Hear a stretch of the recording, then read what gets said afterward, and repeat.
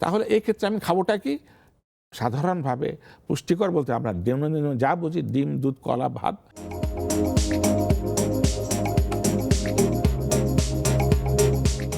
ডেঙ্গুতে শরীরের বিভিন্ন স্থান দিয়ে রক্তক্ষরণ শুরু হয়, এই ব্যাপারটা কি? জি, ধন্যবাদ। এটিও খুবই যথাযথ একটি প্রশ্ন। আমরা প্লেটিলেট এই সময়কালে ব্যাপক আলোচনা হয়েছে। প্লেটিলেট অনেক মিথও আমাদের তৈরি হয়েছে এবং আমাদের যারা আন্ডার প্রিভিলেজ তাদেরকেও আমি বলেছি যে আমাদের কাছে জিজ্ঞেস করেছি প্লেটিলেট কি, প্লেটিলেট দিব কি না। এটা সহজ করে বলার চেষ্টা করছি যে রক্ত, একটু আগে বলেছি যে এটা কোষীয় অংশ, তার একটা কোষের নাম হচ্ছে প্লেটিলেট, অনুচক্রিকা। অনুচক্রিকা। এর আয়ুষ্কাল 8 থেকে 10 দিন, 1 সপ্তাহ প্লাস মাইনাস।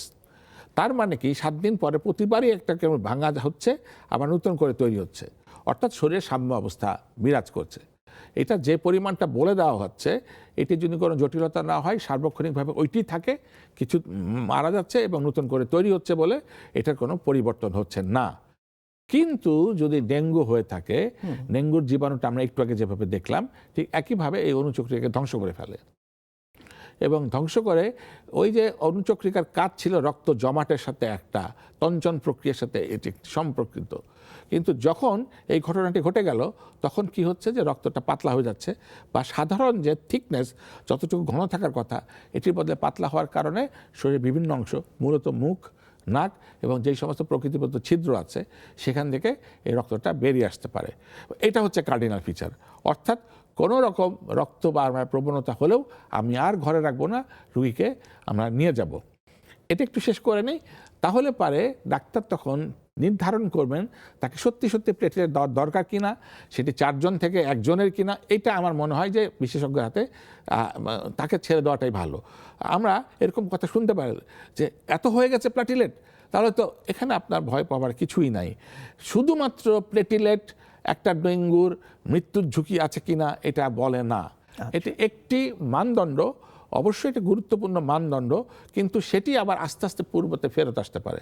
আমি বলতে চাইছি যে এটা ধরা যাক 1.5 লাখ, এটা ভেঙে 50,000 হতে পারে।